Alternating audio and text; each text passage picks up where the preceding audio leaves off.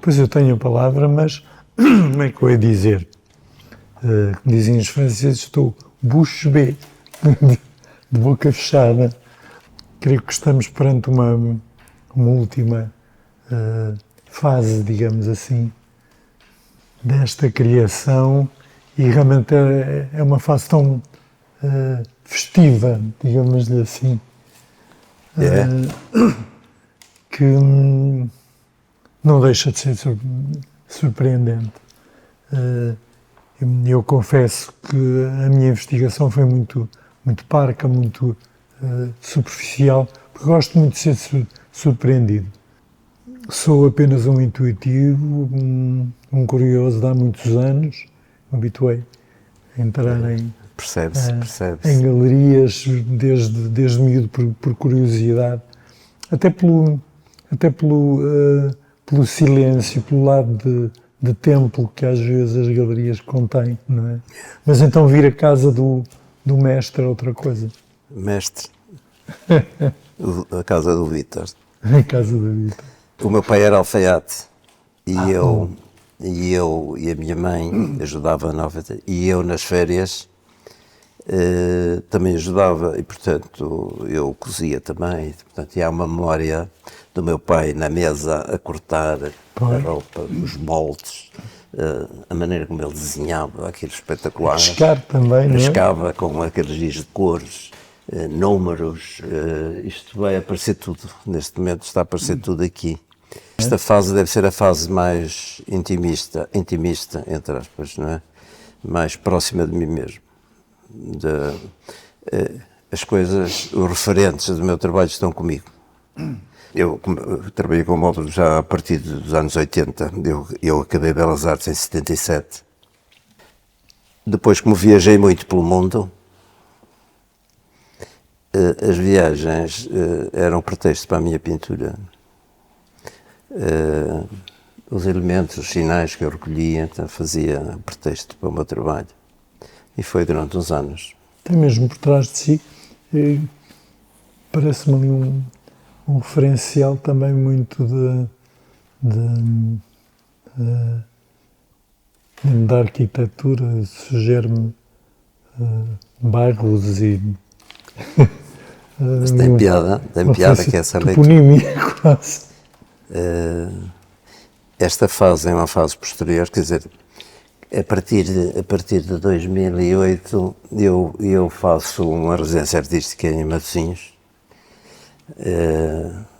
que trabalhávamos onde é hoje o museu, onde é hoje a galeria da biblioteca. Fizemos lá 15 dias a trabalhar, as pessoas apareciam e conversávamos. E na altura eu era professor de desenho nas Belas Artes e trabalhava a figura humana, o corpo humano, o modelo, etc. Mas eu nunca introduzia figura-corpo no meu trabalho. Tenho outras referências, outras realidades. Andei à procura e não descobri ali o... Não tinha nada, não.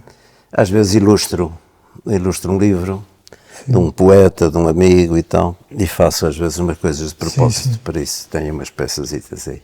Mas não é o meu corpo de trabalho.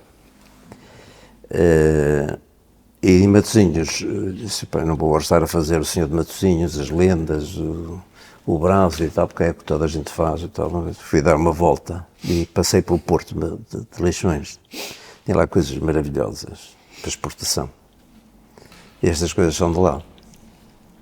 O que é que aparecia, aqueles elementos, os escritos que falaram sempre nos contentores. Os contentores, que eram as formas geométricas, mas a principal preocupação, aquilo eram empilhamentos de madeiras. Sim. Madeiras, aqueles paralelepípedos compridos, mas cheios de cor, à frente. As madeirinhas empilhadas, cheias de letras. Até tem poemas atualmente, não é? E aquilo foram elementos para a subversão que eu fiz depois destes trabalhos. Mas vem daí então fiz trabalhos novos que reportam essa realidade. Vai-se percebendo nos meus trabalhos, quando aparecem umas geometrias uns cubos, etc. Muitas vezes são as frentes dessas estruturas que eram atadas com metais, mas depois os metais estavam rebentados, aquilo caía e criava ritmos e tal. Tem uma série de trabalhos com os módulos, zonas industriais. Depois procurei outras coisas, taleiras. Se for ver o meu trabalho, há fases em que aparece formas mais geometrizadas, que são importantes porque o meu trabalho anterior, que se vê, por exemplo, nesses desenhos aí, são os tais sinais que vêm das viagens, mas a partir deste lado aparece em termos de estrutura do espaço pictórico. O espaço era mais museológico, quer dizer, era as peças pesadas, não é? Este equilíbrio das peças. Com estas formas começa a entrar a profundidade de campo, a geometria, a perspectiva, e dá umas realidades que se percebe e que cria grelhas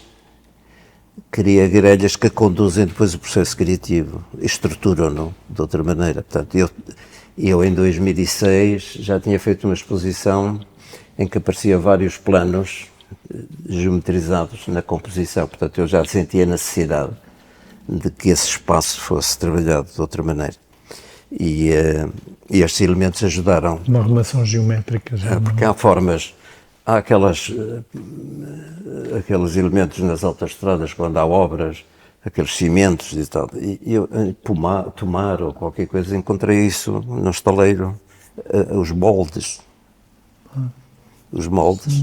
Moldes que eu agora retomo de outra maneira. Aqueles moldes deram ritmos muito, muito bonitos. Eu tenho vários trabalhos, peço uns usos, umas formas. Foi pretexto para ir mudando o objeto da pintura. Eu estive, de um dos ritmos, eu estive em Singapura com o meu filho, e aquela cidade cosmopolita, não é? Sim. À noite, os ritmos, os prédios, as luzes, os andares com iluminação, os neons. Portanto, foi um olhar para essa realidade que fez transformar estes trabalhos. Isto aqui é um pouco esse lado que estava a fazer uma leitura correta. E eu pensava que não era fácil, porque eu não pretendo, no meu trabalho, eu não quero que seja fácil a percepção da realidade que eu estou a introduzir. Eu não quero... sobre as camadas, pode. Não quero que seja evidente, logo, à primeira vista. E, portanto, esses ritmos acontecem. E depois vou introduzindo elementos que estão próximos de mim, ali uns elementos próximos do florão, porque estão coisas, desenhos que nós fazemos. E os artistas, de facto, funcionam com essa realidade. E hoje percebe-se, depois destas fases mais geometrizadas, eu voltei a estas fases, agora que percebe-se ali que há formas em que o recorte e o corte do meu pai, da roupa, há trabalhos aqui que têm esses moldes, essas formas, que eu recordo e olho, e tem a ver também com esse pé. E esse pé tem ligado ao calçado, tem ligado a essas áreas. E portanto, são pretextos, não é evidente, mas são formas que se percebem, que estão próximos dessa realidade. Se me permitir um reparo sobre a arte da alfaiataria, e como referenciou-me ao meu pai também, ele dizia-me, essas coisas, esses fatos que vocês compram agora, do chamado pronto a vestir, a pessoa sai impecável da loja e dali a 2 ou 3 anos está tudo desfeito. Não, um fato feito por medida, cada ano vai assentando melhor ao corpo. E eu achei, fiquei sempre com esse Mas pensamento filosófico sobre a alfaiataria, não é? eu recordo isso porque há E com o calçado também, não é? o entretelar, Sim, as entretelas. que é pôr não é? umas entretelas, que é um momento para reforçar as bolas. E eu lembro da minha mãe cozer aquilo com linhas e era ritmos, depois virava ao contrário a ritmo, porque virava a roupa. Sim, sim. E aqueles desenhos com esses ritmos ainda não apareceram, mas vão aparecer, porque é uma coisa muito bonita, são ritmos interessantes e que estão no E meu sabe o que é que eu visual. gosto muito nos fatos também? Os forros. Por causa de, quando o forro dá uma surpresa de cor, não é? cor. A pessoa abre um casaco E tem e cor. há ali uma surpresa. É esse mundo que anda próximo destas E às novas. vezes torna um fato escuro muito festivo, não é? Nem que seja uma gola, um vermelho, qualquer coisa. Eu adoro isso, eu gosto dessa realidade. Ou um pesponto. Gosto não é? de um cheirinho de cor, ou no sapato, ou na roupa, ou na... Mesmo nas casas, não é? As casas dos botões, às vezes terem um bordado qualquer, é muito interessante. É tudo são peças. E aqui em São João ainda tem mais, ainda também tem o chapéu. Pois tem o chapéu. São Hoje em dia muito festejado internacionalmente. tudo pretexto para a pintura. Quer dizer, os referentes andam à nossa volta, não é? Da maneira como olhamos. Eu fiz a exposição Viagens do Olhar, uma exposição última qualquer, porque é uma viagem. Esta exposição de Guimarães, que no Palácio Vila Flor, que o curador foi, o texto foi feito por Nuno Faria, Sim. que é um amigo também de longa data. Ele chama a Estrada Perdida, Lost Highway. Lost Highway. E quem conhece o filme, quem vê o filme, há um mundo de especulação ali, porque o filme é complicado e o David Lynch também, todo o processo que se desenvolve, no tratamento da imagem, nas questões de identidade, etc. Ali é um mundo, é o processo, o caminho do processo da construção da pintura. Quer dizer, o que é um trajeto, ou um percurso, um trajeto que se faz sem fim, sem estar definido. É uma viagem sem mapa. Quando estamos num trabalho, a viagem não está cartografada. Portanto, nós, hoje, os artistas, sempre os artistas pensaram com certeza num trabalho antes de o fazer, não é? Ou através de esquiços, ou através de estudos, etc. Eu hoje trabalho muito no computador, porque temos esse meio à mão. E desenvolvo o meu processo mental de trabalho, até cromática, tudo no computador, porque também tenho a facilidade de ver como é que uma cor funciona com outra, depois se me agrada, se não agrada. O trabalho começa mentalmente, e no meu caso, no computador, começa a ter forma, mas quando vai para a tela, tudo acontece de novo, não é? Essa viagem sem mapa, Sim. no meu caso, há alguma orientação, O mapa torna-se outro, não é? há alguma definição, mas na pintura, a gente, apesar de ter esse guia mental, de ter essa cartografia, a cor que se põe, o gesto que se faz, a linha que se constrói, conduz-nos para outra.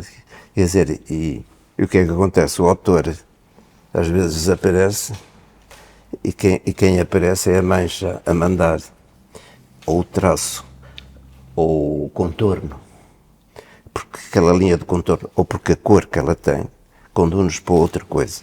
E às vezes o que está pensado altera-se, não é? desenvolve-se. As coisas impõem. Eu tenho sempre que leio alguma coisa sobre textos e sobre colegas a falar, estou muito atento sempre a essa realidade, porque há artistas que dizem, pois, mas porquê que esta cor? Porque esta cor tem que jogar com aquela, esta forma está dependente desta, e portanto o jogo na pintura e a construção da pintura. Leva a outra. Estão a falar de cor. Porque são as camadas, as sobreposições. Eu gosto muito no fundo do trabalho, se perceber as primeiras camadas. A Escola do Porto. O que foi A Escola do Porto tem muito a ver com isso. O fazer a pintura e o fazê-la bem tem regras e tem consequências. Eu gosto muito de que apareça no resultado final os princípios do trabalho. E essa é construir a pintura. E para além dessas transparências, eu faço decapagens, e a decapagem permite ver o que está por trás. A incerteza Sim. é um elemento importantíssimo. A palavra perdida anuncia muito esse lado da incerteza, não é? Na música deve acontecer muito. Eu tenho uma percepção de que eu sou surdo dos ouvidos. Eu aprendi a tocar piano, mas o professor dizia, sai daí que só sabes borrar. Sai daí, deixa-me aqui tocar. Só sabes borrar porque eu já mostrava qualidades. Foi como aconteceu na pintura. Portanto, eu fui expulso, digamos surdo, assim. mas de qualquer maneira aprendi música e apercebia-me de que todo esse lado da construção do ritmo, do som. Nós na pintura temos os valores tímbricos. Eu estava há bocado a falar com o Fernando. Eu tive muito bons professores que me ajudaram a ter uma paleta limpa. Eu quase não sabia no primeiro ano o que era usar o preto, porque o Abel Mendes, que foi um dos professores importantes da minha formação. Desculpe, me interromper, mas foi a minha primeira capa discográfica, um disco do Leonardo de 1977, que é uma science fiction do Abel Mendes, só azuis praticamente. E era amicíssimo. E é um homem que eu me lembro sempre. E eu que não tenho muito a ver com o geométrico, sou mais para o lado da expressividade, da mancha, do gesto. No primeiro ano de Belas Artes com ele, eu passei um ano à volta de Mondrian. Sim, e tinha que criar aquelas harmonias cromáticas. A paleta era organizada com harmonia, as cores claras, as cores escuras. Colegas no quarto ou quinto ano, de vez em quando, dizem assim, porque a minha pintura está mais suja, mais coisa, porque não tiveram escola. As tintas não se misturam de qualquer maneira. Portanto, tenho um amigo que de vez em quando resolve ser pintor, ou só, opa, eu comprei tintas, misturo aquilo, dá-me tudo preto. Eu digo assim, pronto, então está bom, porque a mistura total dá preto. Um por ausência de cor, o outro por excesso de cor. Mas eu gosto que o meu trabalho repercute esses valores tímbricos da cor. Porque a cor não é suja, porque a cor primária dá a secundária dá as terciárias, e portanto significa que há sempre umas harmonias. A gente, quando percebe que esta cor dá bem com esta, é porque está construída bem. E isso é importante no meu processo. E há dias o Carlos Carreiro ligou-me e disse, fui ver a tua exposição. Até que enfim, que temos tipos como eu, cheios de cor e tal. É um espetáculo. Porque de facto as pessoas não gostam da cor. Então, sem querer acrescentar, o Carlos Carreiro também é uma capa de nossa Valsa dos Detetives, é uma capa do Carlos Carreiro. Ele ofereceu-me, digamos, uma segunda versão do quadro que fez para a capa num disco do GNR. Sim. É interessante. É, Ele ofereceu uma segunda versão porque diz que a filha gostava tanto da capa que não. Ele dizia: eu ia-te oferecer isto, mas a minha filha não deixa sair o quadro do quarto dela. Mas eu gosto muito dele. Mas a cor dele é fantástica também. a cor faz parte. Eu sou a cor em si. A cor nele, não é? A cor nele, ele telefonou assim: até que enfim, que é para esse tipo de fazer como tu e eu. E mostrou-me também uns quadros mais aquosos, de alguma maneira. Se calhar é uma fase também um bocadinho acné, não é? Por causa dos banhos públicos. Não é? Ele tem muita ironia, como tem o Rui Reininho na pintura dele. Ele brinca com as coisas, e esse lado irónico. E eu não tenho muito isso. Nem tenho outras coisas que, aqui o ano passado, nos meus 80, a RTP2 convidou-me para uma entrevista. E uma das coisas que tem a ver connosco, não é? Era a pergunta de neste mundo complicado, a função do artista, portanto, sempre o lado político da arte. Ou se não é? Ou se quisermos. Eu disse, mas há pessoas, os músicos têm música de intervenção, os artistas também têm temática em que têm essa preocupação social, etc. Mas, de facto, eu com esta idade, a minha preocupação é importante, esses movimentos são importantes, esses artistas que trabalham, de facto, esse lado mais preocupante, ou preocupado com as questões de sociedade, a imigração, outros temas e tal. É importantíssimo, mas eu, na idade que tenho, a minha preocupação está mais virada para fazer bem aquilo que eu gosto de fazer.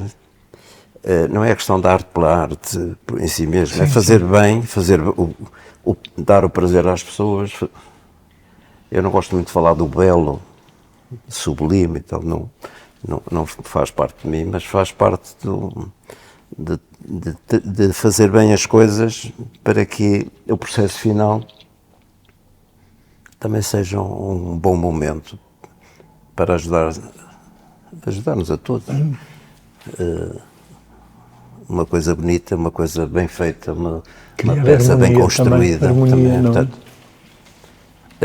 nem tive muita... E não necessariamente simples, não é? Pode ser mais, Sim. Até através de uma certa complicação, criar. O ato Pelo que eu vejo, criar é muito bom, é magnífico, dou-lhes parabéns. E dá-nos prazer. E neste tempo meu, o estar ocupado nesta idade e estar com vontade de trabalhar, eu vou encomendar umas telas agora de 2 por 3 ou 2 por 3, eu vou trabalhar coisas maiores ainda. Mas coisas tão grandes. O Bismarck há dias dizia-me na minha exposição: como reformar para fazer as coisas grandes como tu.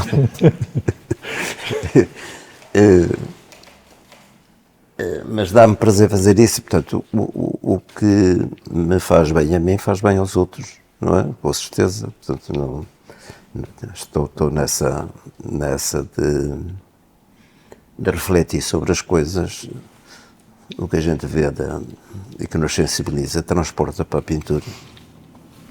Na música deve ser isso também, não é?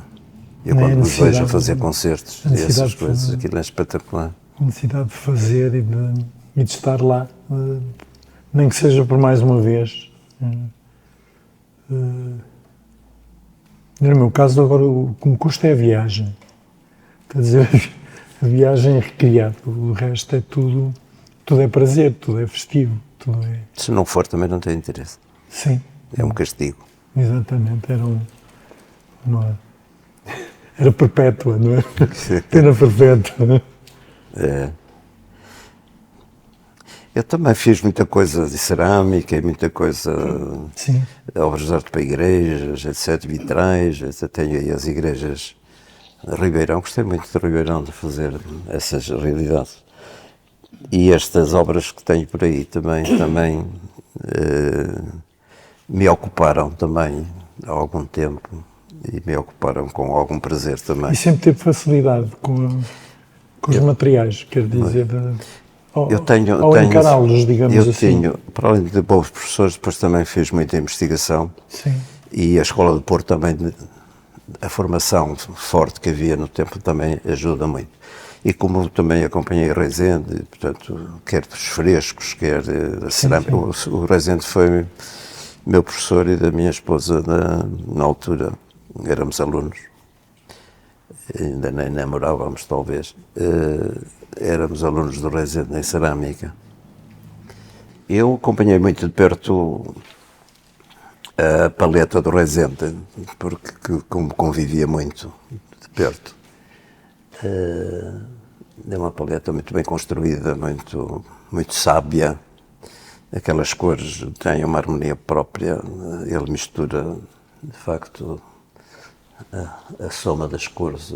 Quando aparece um laranja, porque é que aparece um laranja? Eu sempre acompanhei isso e isso talvez me tenha ajudado a sentir-me muito confortável quando na tela se vai construindo, se vai colocando a cor e uma cor puxa outra e outra e outra. E esse conhecimento, esse saber adquirido com o tempo e com a experiência permite obter aquilo que a gente pensa que são bons resultados, não é? Mas dentro dos limites de cada um, não é? Portanto, eu não me considero nada de especial, mas gosto do que faço e não estou muito preocupado com muito mais. Nem estou muito preocupado quando tenho grandes sucessos, não é? Nesta idade que eu vou conquistar o mundo, não é? Mas conquisto a mim mesmo, que já é importante, não é? É satisfazer, estar bem com a vida, estar bem com o que fazer. Não, e o que proporciona é fantástico. É fantástico. Para mim foi uma das mais excelentes aulas a que assisti. Muito obrigado. E para mim o prazer enorme porque apreciei muito umas coisas que fez. E gosta muito de jazz, não é? Eu gosto muito de jazz. O jazz é muito rápido. Mas esses ritmos, as preocupações com os sons, com as coisas, isso faz parte desta construção que a gente faz. E isso aprecio muito. E, portanto, esse ambiente sonoro, eu gosto dele. E aprecio, no caso aqui do Rui Raninho, porque a presença aqui comigo é um gosto muito grande, porque sempre o vi nas galerias e nas exposições de amigos, etc. E sempre pensei que é uma pessoa que se interessava por estas coisas. Costumo dizer, estou sempre a tentar ouvir as conversas, não é? Mesmo que seja nos consultórios, gosto de ouvir as conversas dos outros.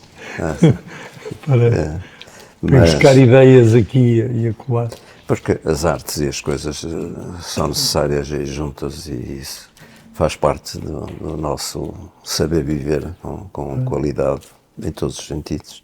E, portanto, o meu prazer grande tê-lo comigo, porque é um marco aqui. Muito obrigado. Eu gosto muito. Foi um grande prazer.